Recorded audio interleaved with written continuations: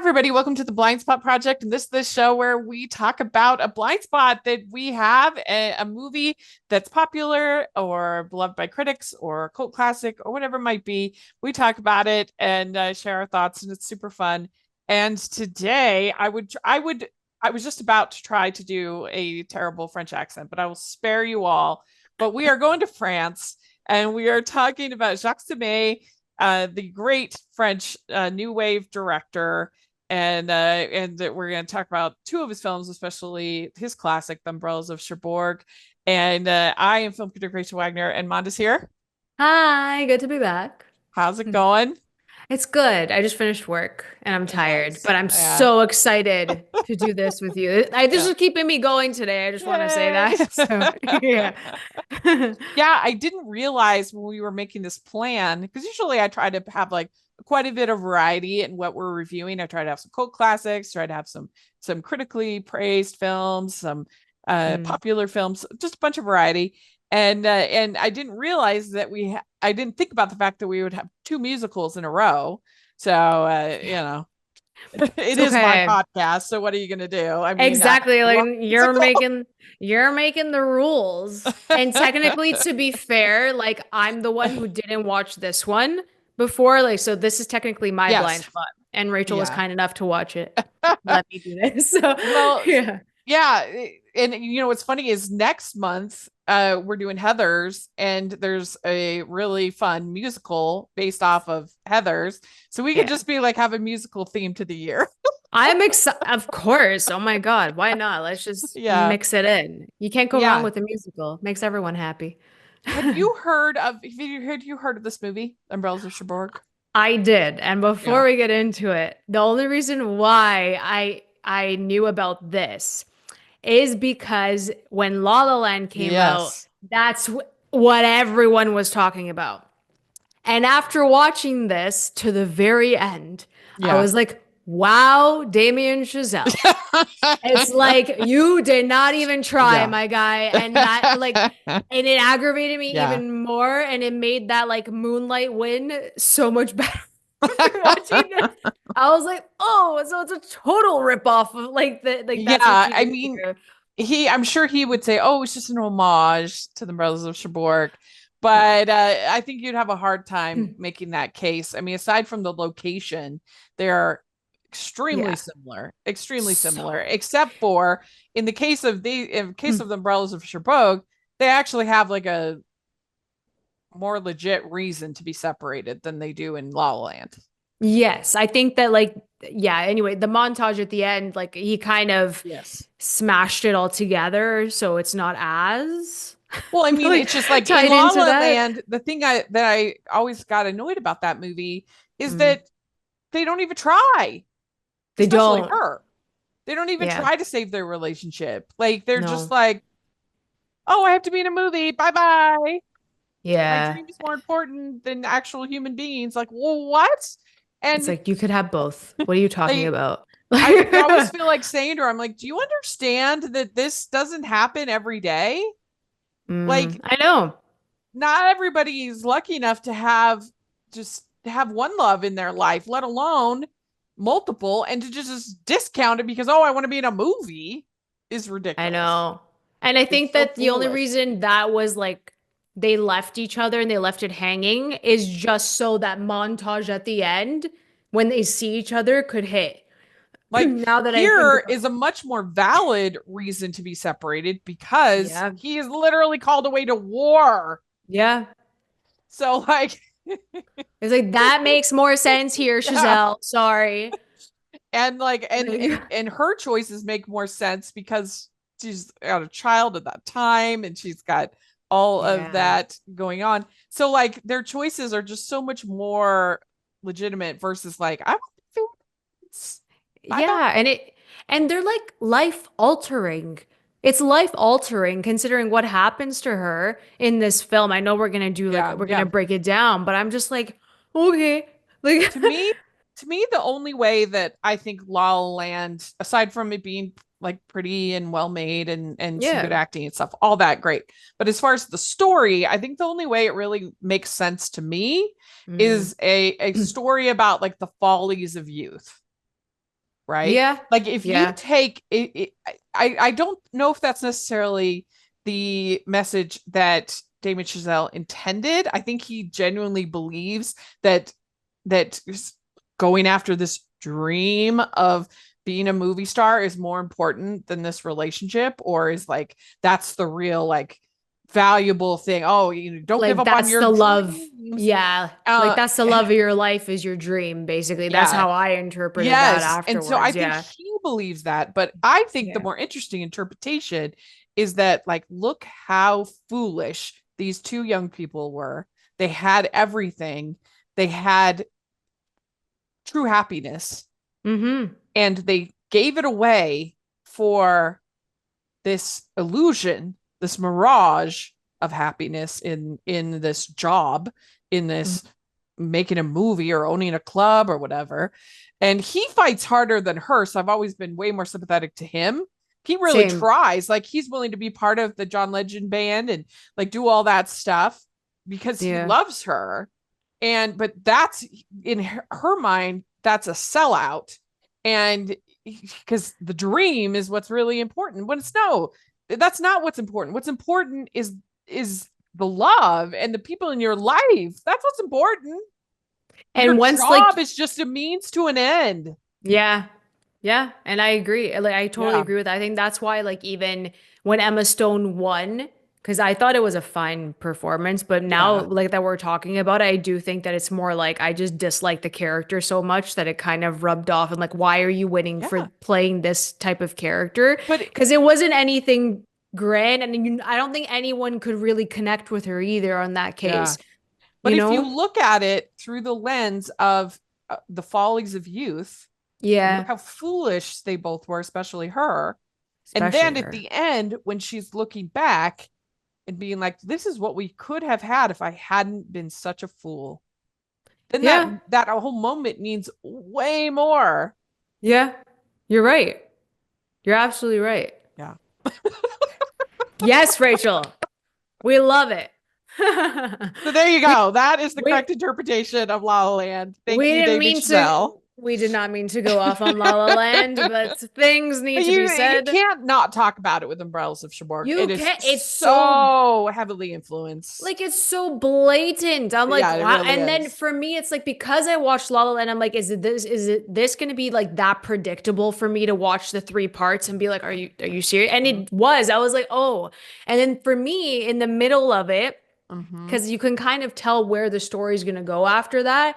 I Uh-huh. kind of fell out of it. I Mm. was intrigued because of the I musical aspect, obviously, because yeah. it's just so different.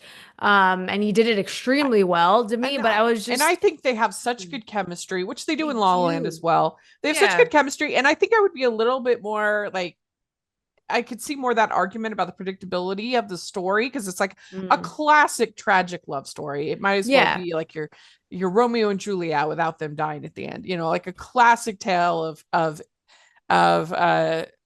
what do they say, misbegotten love. You know that it's Yeah. not meant to be, and in fact, it's only 91 minutes. If this Oh, it thing was if this perfect. thing stretched out, then the predictability would get to me a little bit more. That's fair. That's fair. I think that's why like I originally gave it a lower rating. Mm-hmm. But then I thought about it. I'm like, it was still very well made that shouldn't Yeah. hinder it as like a lower rating. Obviously, I'll Yeah. say it after, but it was just the fact that like, I can't really give it Yeah. too many drawbacks. Just Are you a fan of Rachel's reviews? Do you look forward to Family Movie Night, Female Film Critics panels, or the Talking Disney podcast? If so, please consider supporting the podcast by becoming a Patreon. As a patron, you get to access monthly events such as the watch-alongs and Q&As, where you get to talk to stars and find out the behind the scenes of the movie making industry. And you can pick what I review for Family Movie Night or even become a guest on the podcast. Podcasts and YouTube channels are expensive, and I really, really could use your help. I would so appreciate it. You also get to be a member of the Facebook group where we talk about all the films that we're seeing, and we have so much fun. Go to patreon.com/hallmarkies and select one of the Rachel's fan tiers. That's patreon.com/hallmarkies. The first time that I saw this movie, I actually saw it in college at the BYU where I went to college. They still have this international, it's called BYU International Cinema. And and they would have the most amazing films that you could watch on, the little like big screen of on campus, the little movie theater that they had on campus. And they still have it to this day. International Cinema, BYU. I'm looking at it here. It says that BYU International Cinema, sponsored by BYU College of Humanities, says here that it has a long and lively history that began in the 1950s and 60s. And then when once or twice a semester, the French, German, and Spanish programs would combine resources to screen black and white films in one of their respective languages. And then it grew and grew, and it became like a weekly thing. And one of the longest lasting international cinemas in the country for colleges. Wow. There's even a minor in international cinema that you can do. Let's see here. The world's largest and longest running university foreign film program of its kind. That's pretty cool.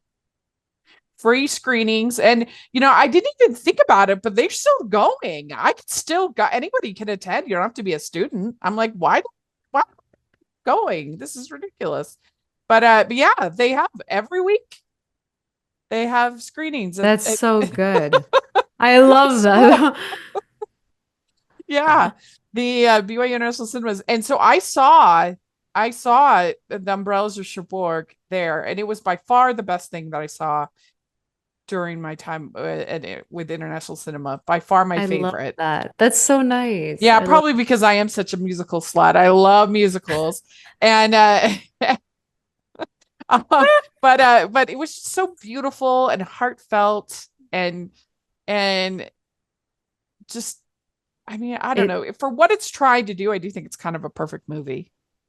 I agree with that. I think it's absolutely gorgeous. I like you could tell like the French New Wave and like even his style within that one film, and I can tell, like I can just see why it's as iconic as it is.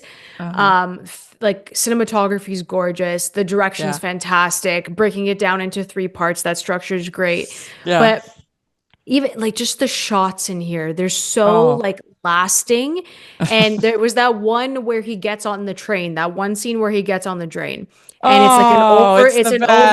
it's so amazing because it's an over the shoulder, and like the way he positions the camera is a bit further like back down like the train, so he's here, and then she's on the what's it called, she's on platform. the platform, and like when the train starts pulling back, the camera moves back with him. I was like, oh, and you're like, no, don't leave her. What do you mean? And it was like, it was just so perfect. And I think it's well made. It's one of those movies that you really could screenshot every single shot. You could on Twitter. I was saying on Twitter that nobody used wallpaper like Jacques Demy. Like, it's gorgeous. It's so smart too, because where are you gonna get those colors? Yeah. And then even with the costume design, because I thought what Catherine Deneuve was wearing in every single scene, like she looked so cute. And I'm like, I want her wardrobe. She looked fantastic. Very Parisian too, which I really loved. But just to juxtapose the colors, even like with the costume design and the production design, I'm like, I totally agree. You're not gonna get those colors not from wallpaper. Yeah. Like without wallpaper and like funny designs on it, you're just not gonna get it. So I totally agree. And she gives such a good performance because you really do feel her innocence at the start, and she feels so much younger than at the end of the movie, and how she's able, just in her posture, the way she talks, the way she sings, all of that is, you really do see a full dynamic character from her. Oh, she was fantastic. This is I think my introduction to her. I don't think I've watched her in anything else. Apart from the fact that she's actually stunning. Like she's such a beautiful woman. so sorry, I didn't mean to interrupt. No, it's okay. I just felt so sad for her. I completely agree. And you can connect with her too, even if you haven't gone through something like that. But Yeah. just like losing your love or just having to make a very difficult decision with relationships, you could feel Yeah. that. Well, and just losing your innocence, like when you, whatever it might be that kind of makes you grow up.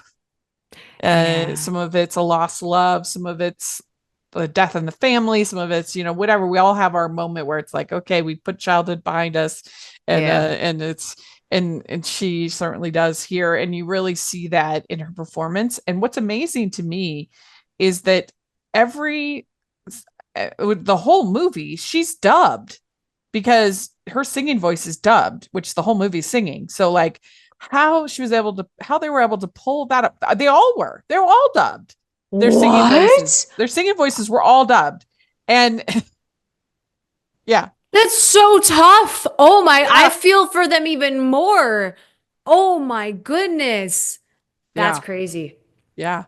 Wow. Danielle Licari is the singing voice of Genevieve, and Jose Bartel for Guy. My mind is blown right now, Rachel. My goodness. Wow. They all were. And then they're released an English dub. I've never seen it. I don't know if I'd want to see it. But it says here the English dub was broadcast several times in the USA on different channels. So far, the only identified VHS release is a Chinese one in the early 90s. So it's never really been released. That's why I've never seen it. But yeah, that's pretty crazy. And that I can't even imagine like how hard of a job that would be to edit this thing and get all of the voices that ADR, perfect. Oh my gosh. Wow. Bless the editor. Yeah. Yeah. Anne-Marie Quatret and Monique Tessier. That's interesting. I was just about to read them. both women. Yay! We love that. Yeah. And what's interesting too about Jacques Demy is that he did such sad love stories, but he had such an iconic love story himself. So I don't know why he was so sad, because he married Agnes Varda, who was another legend of the French New Wave. And wow, they were married until his death, and they had a great love story. So what is this? I was just this is making me love him. This is my introduction to him, so this is crazy. Yeah, they got married in 1962. This was released in 1964, so he was having a honeymoon still in the honeymoon phase when he made this movie. And I'm like, that's so sad. Maybe he's like, I love her so much, and that if this were to ever happen, like I think that's what it was. Oh my gosh. And they're incredible. They were an incredible couple. And I'll never forgive the Academy, because they had the opportunity to give Agnes Varda a Oscar for Faces Places, which was because she did a lot of documentaries as well as features. And her last film was called Faces Places, and it's the most adorable film you've ever seen. It's about this it's just her and this artist who this guy, he does these large murals. Okay. And they're just like traipsing around France doing all these murals, and so cute. And they gave the Oscar to the Olympic doping movie, which, hello, does anybody even remember that movie? Like, what are you doing? Remember everyone losing their mind over this. Oh my God, I think I was very young. Bad. But I remember you had the hearing opportunity to give an Oscar to Agnes Varda. Why did you do that? Like, you're such fools. Everyone was going nuts about like the film that you said, Faces Places, right? Places. And then the doping. I remember this whole thing. That's crazy. Obviously, as young as I was, I had no idea like who she was at the time. So, oh my God. Of course they did, though. Yeah, of course they did, Rachel. They're the worst. They're clowns. But they gave Agnes Varda an honorary Oscar. So at least That's not the same. That's not the same. We know it's not the same with your honorary Oscars. You just forget and you piss people off, and that's why you give it to them after. Okay. But The Umbrellas of Cherbourg was nominated for a bunch of Oscars, which seems kind of unusual for a foreign film at that time to be recognized. Yeah. That it's let's see here. So it was all composed by Michel Legrand.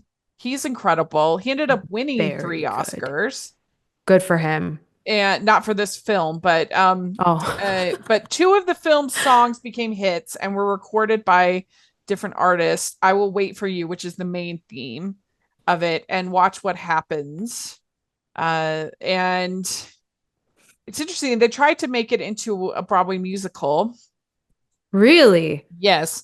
But I don't see how that could work, it being a Broadway musical, because really, aside from I Will Wait for You, like it's not it's an opera in the sense of continual talking, but there aren't like songs.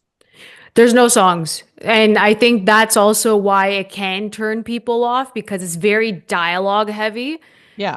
And they're singing. So it's like a talky musical. So it's like you don't even have to have that strong of a voice to begin with. Now that I know that it's dubbed, but still, like, you didn't have to have that strong of a voice. Which again is something Chazelle did in La La Land. So it was like a very talky, sing-songy thing that he tried to bring back. So I do get it. But that could throw someone off. But it was nominated. It was nominated for Best Original Score, Best Screenplay, Original Screenplay, Best Foreign Film, and Best Song. Yeah, I see I Will Wait for You. Yeah, I totally see for everything. Even, you know what? The screenplay was very good. It was very good. And I think because he broke everything down in the 3-part structure as he did, I think that's why it worked extremely well. Because you could just focus on, okay, this section is like where we're going to do this. And like it was very like simple at the same time, but impactful. Because again, he's writing like dialogue with songs. So you have to focus. It was a very difficult year for musicals because it was the same year of My Fair Lady and Mary Poppins. Oh, that's a hard year. Especially Mary Poppins. Like, oh no. Which is all original music, you know. So more Love My Mary Fair Lady Poppins. wouldn't be. But I liked My Fair Lady. Oh, I do too. Yeah. It was good. Yeah.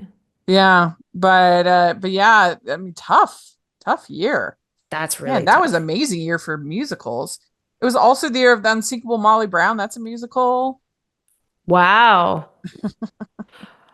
But it is kind of crazy that it wouldn't have gotten nominated for art direction. Like, the color is so beautiful. It's so vivid. Like, he actually took the time. You could tell that he took the time to just combine these colors for the palette. It's so like textured. I love it. Yeah. Welcome to the Pilot Podcast. My name is BJ. And my name is Me Too. And we promise this promo is worth it, so please don't skip ahead. We're 2 judgy friends who put our judgmental skills to work for you. We review the pilot episodes of new and popular shows and shows that our listeners request to answer your question, should I watch this? Look, a lot of us are spending a lot more time at home, and yes, we should be reading and trying new projects and enriching ourselves, but does anything beat binging a great show? Let us take the guesswork out of deciding what your next show will be. Tune in to The Pilot Podcast at thepilotpodcast.com.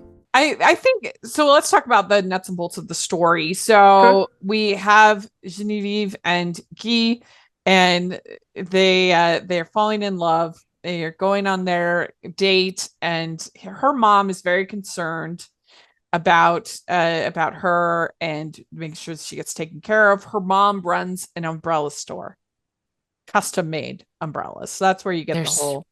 They're really story. pretty. Yeah. No one makes umbrellas like her. I just want to say. And the person that I feel the most sad for is Madeline. Is that so it's the other girl, the nurse, right? That was helping, or not the nurse? No, Madeline is that's helping his mother. Yes. and that he ends up being with, and he does stay loyal to her, thank goodness. But I do feel kind of bad for her. I do too. Because I think she gets the raw deal. Yeah. Yeah. She does, because it's kind of like not a second option, but that's kind of okay. Because she was probably pining for him the whole time, and then she knew the situation. So yeah, it's not the greatest. I mean, she knew that his love was, but still, it's hard for her. I feel bad for her that she's the second best. Yeah. No, kind of trust me, I don't like it either. But yeah, so they go out dancing, they go out, and we see that they have such, I think, good chemistry, these two actors. They do. It's so natural. It was very sweet and genuine. Yeah. Yeah.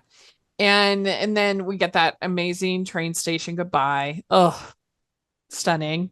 I completely agree with you. Loved it. I literally gasped. I was like, oh, this is what's happening. I was like, it looks so good. It looks so good. And she's pregnant, and she tells her mom, and her mom's upset, and basically her mom kind of convinces her that, oh, Guy won't come back in love with you, that he'll stop writing, things, and you need to find somebody who will take care of you and the baby. And so I feel bad kind of for Roland as well, because I wrote down, I said, it's too bad that Roland and Madeline can have gotten together. Yeah, I'd be like, screw them, like, we're not seconds. Like, I totally agree with that. Because he's kind of like forced into it. Because I feel like the mom totally manipulated him into marrying her, right? Because that's what it just felt like that. She was very conniving. Yeah. I mean, and it was like a different time. Like it wasn't in the 60s. You didn't have, I don't think, as many like single moms, just raising a young single mom, raising a baby alone. That just wasn't a thing. I don't think as much. Yeah. No, it definitely wasn't. And like, I feel like it just suits the period as well. Yeah. And like just how reactionary it was. Yeah. And I know that Genevieve wanted to be progressive because she didn't care what anyone else thought at that point. But then obviously you kind of look to the future. It's like, well, I do need a husband and I do want a family, and like I don't have money of my own yet. So like, what's going to happen here? So it's a very difficult decision to choose what's right for you instead of what you want. It really is hard. Yeah. And I mean, especially now you could get in contact with people so much easier too. But like to have no word from him in that unknown of would be very hard. It would be easier to convince yourself of what her mom is saying because he's not there. No, that would kill me. I think that would actually kill me, where I cannot have contact with like my significant other. I think that would just break my heart. Like I kind of get how she felt there. It's like, no, if I don't go like a day, it's like, what do you mean? Can you imagine though? That's just that's so difficult. So what's interesting too about this movie is that it's actually part of a trilogy of movies that he made. And the first one is called Lola, and they're all singing movies and musical movies like this. And then there's the Young Girls of Roquefort, and then the other one that was originally our pick for Blind Spot, and I'll talk a little bit about it, is A Room in Town. And all of these are musical movies. And so what's interesting is that Roland is a lead character in Lola. And so he even mentions it here about this woman Lola that he was in love with, his first love. So they're all linked together, these films. Oh my God. Now I have to go on look what you do, Rachel. First it was Bond, then I went on a marathon of Bond, and I still have to. Now I gotta go do this. Like exciting. Yeah.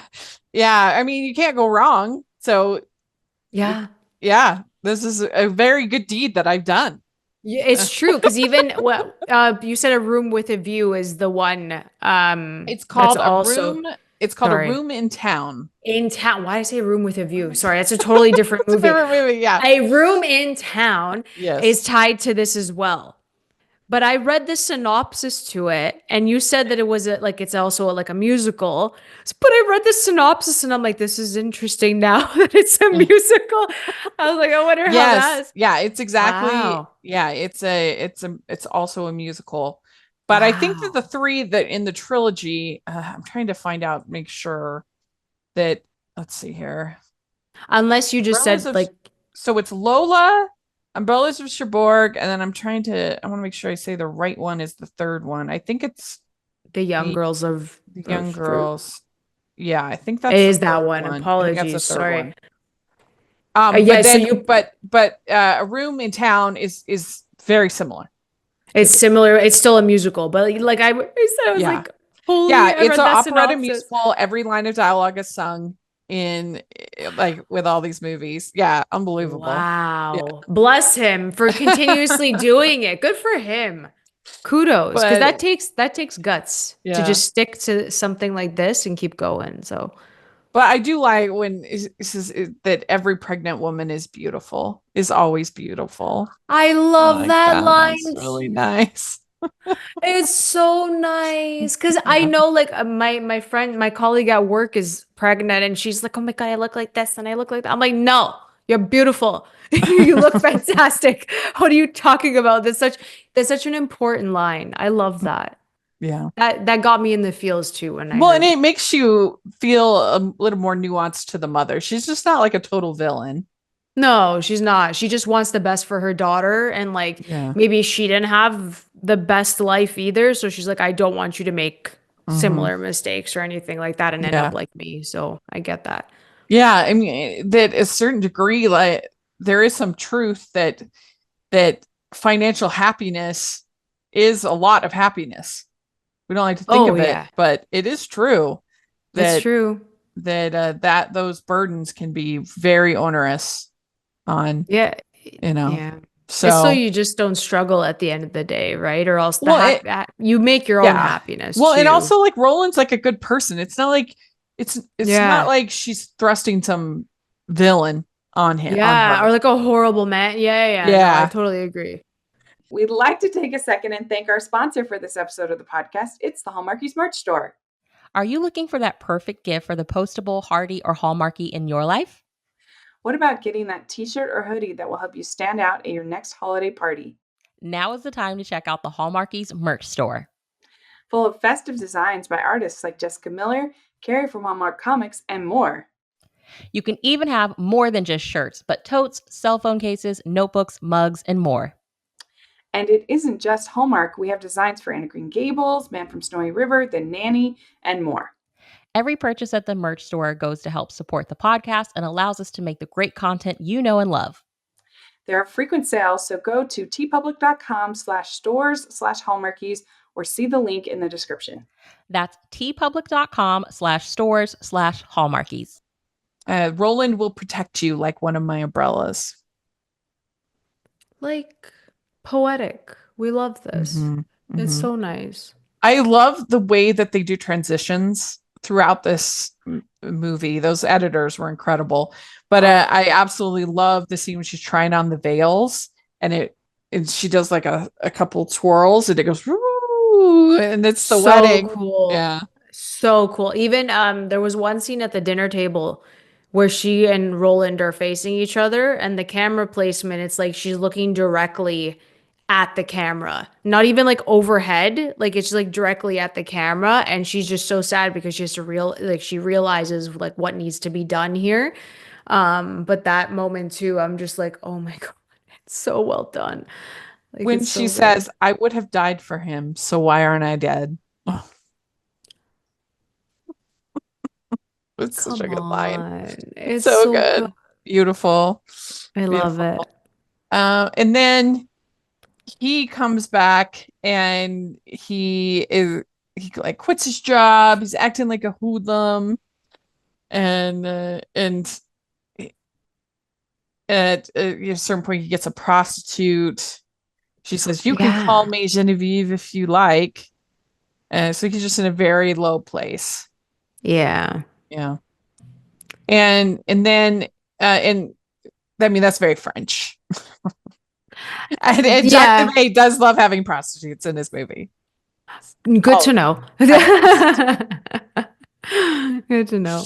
So but then his mother dies. Madeline is there. And they find comfort in each other. I think he did love Madeline, but just not in the same way. It's just different. Yeah. I agree. And I wrote down here, I know they tried to make it a stage musical, but I just don't think it would work.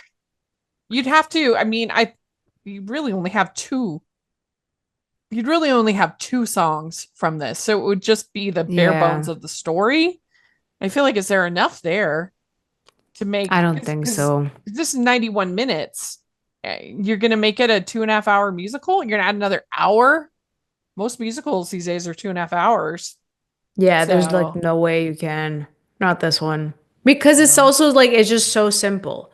You can't stretch this whatsoever. Yeah. Like I just saw Amelie the musical, and it came and went on Broadway pretty quickly. And I saw the teen edition, and I can understand. I mean, it wasn't horrible. I didn't hate it, but I'm just like, there's just not enough story here. Amelie is like a very simple story, simple movie. And as we were leaving, that one of the other students was like saying something like, I lost my program, so I don't know what the story was. And I was like, the story is about a girl who finds a book and gives back the book.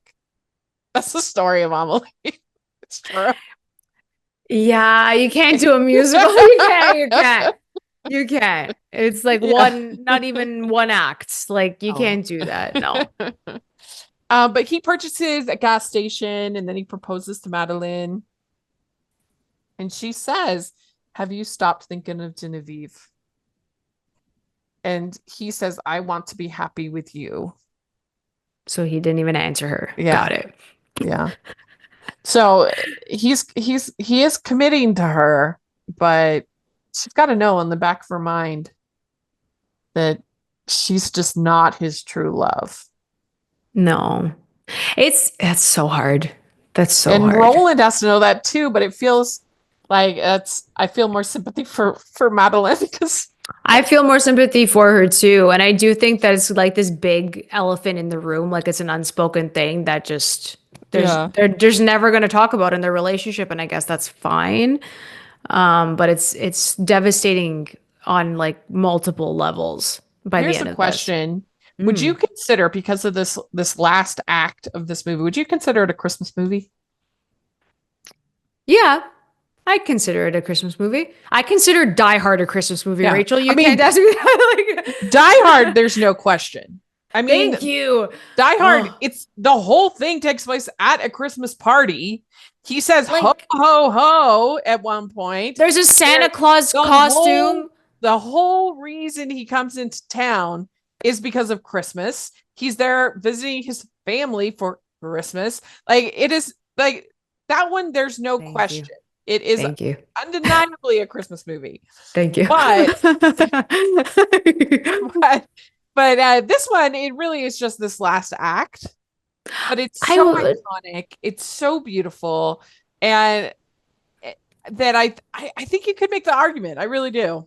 I would totally do that. Even like, I mean, this is like a good example too. I mean, When Harry Met Sally technically isn't a Christmas film, but there is a section that like does revolve around Christmas. So like you can call it New Year's. It's definitely a New Year's film. Definitely a New Year's film. But it's like that, you can argue that. You can even argue Mean Girls is too. I will list if it's longer than 5 minutes, it is a Christmas movie. Okay. It is.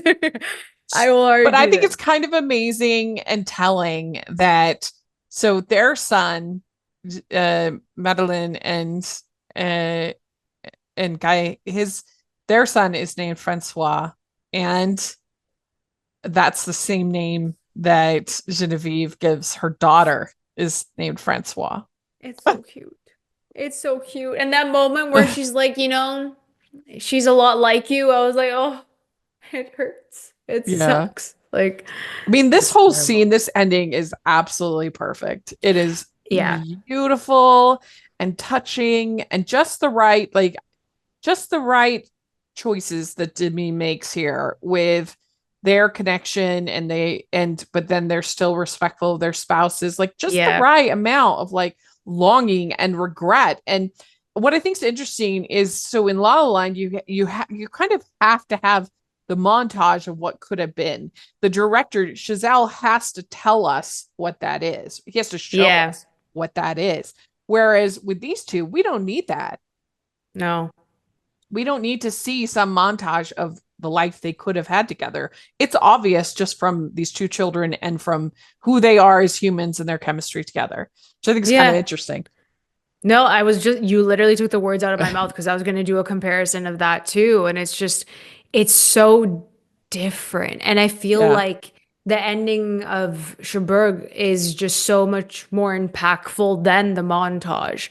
Yeah. Because like, no offense to like Gosling and Stone, but it's like, it's Gosling and Stone. So not that you don't believe the chemistry, but it's a very different chemistry that they had in La La Land versus what they have here. It's more genuine, and it's more how can I put it? You feel for them more and resonate with them because of what they're conveying. And I think that's the emotional connection to the characters is what's missing in La La Land. That's what I have to say. Whereas like La La Land, it's like I watch it and I think, boy, these two characters were stupid. They were foolish. But whereas I watched this one and I'm like, they were so unlucky. That's a different response. Yes. They were very so different unlucky. response. Life is not fair. It sucks. Yeah. Because I was never frustrated watching Cherbourg whatsoever.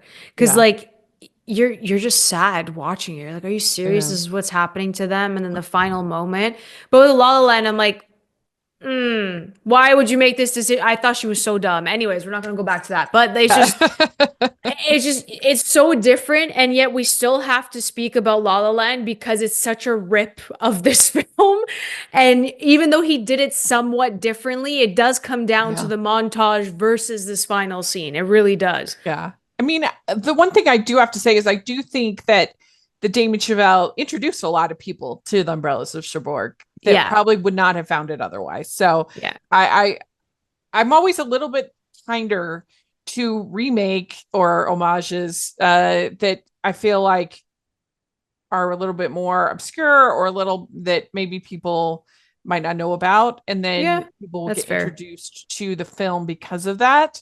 And it's like, I mean, I think you could say that for You've Got Mail, that I think there were a lot of people who had never seen The Shop Around the Corner, but then when they saw You've Got Mail and liked it, then they went and watched Shop Around the Corner. So there are some remakes that do that, I think, for films. And so I'm a little bit nicer on that regard. And he made a beautiful film. It's just not as emotionally resonant because of the arc of the characters. And I think that you feel more because it just feels so out of these characters' control. And it just feels like it's just a tragedy. Yeah, it's more authentic than because obviously it's like La La Land's laced with the whole dreamlike fantasy aspect of what we want versus what we need. Where here it's just it's so grounded. And these characters feel like lived in, like someone else could have told me this story. And I've heard stories like this before with very difficult decisions being made. So it's very authentic and realistic. And I commend me for this one. It's just, it's beautiful. It's so beautiful. So a room in town, I'll do a full write-up of this one because we're not really talking about as much, but I'll do a full write-up. And basically it's more cynical than this movie, and believe it or not. It's it's about this man who works at a shipyard, and he gets to know this woman named Madame Langos, and she's not like a madam, but she's very like she's very like free woman, let's put it that way. But she's also very judgmental of her daughter, who is a prostitute. And most of the time her daughter is wearing just a fur coat through most of this movie. Like, wow. just a fur coat. Well, And then. basically, Francois, it's interesting to use that name again. Francois, he falls head over heels in love with this Edith, the prostitute. He falls in love with her, but he has this other girlfriend named Violet. Naturally. And she spends most of it's kind of funny because she wears violet most of the movie.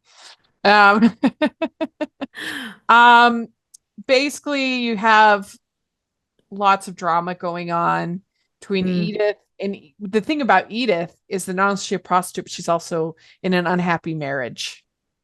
To boot. Wow. She's in this unhappy marriage with this man who sells televisions. And so there's just lots of drama going on between Edith and the husband. And then I don't want to spoil it for you, but and then the Edith and the husband, and then Edith and her mom, Mademoiselle, and then Violet, who becomes pregnant at one point. And you have Francois, who not only is dealing with these two women, but he also is kind of a little bit more reluctant to take part in this strike than as some of his friends.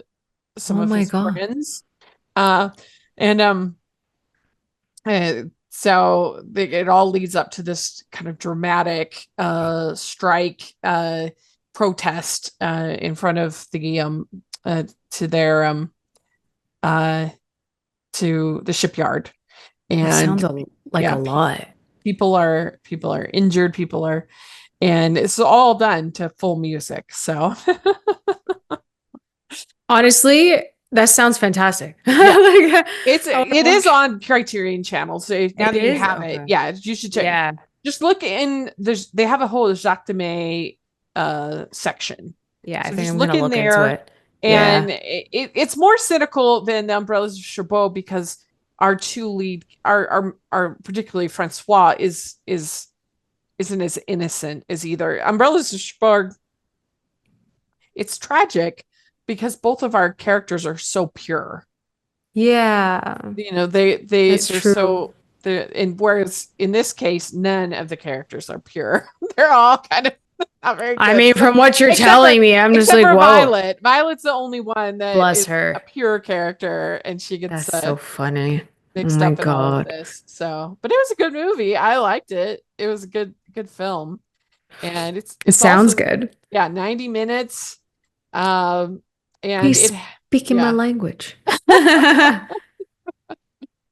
So you should check it out. And like I said, I will write my review of that and we'll put that in the description. So you definitely want to check that out. Sure. But Umbrellas of Cherbourg, I think even if you have copycats like La La Land, it still is such a unique and important film that I really do think it's one that everybody, even if you think you hate musicals, I still think you should watch it just for how beautiful it is, how lovely the performances are, and just the fact that it's like so unique. I've never seen any other movies quite like what Jacques Demy does.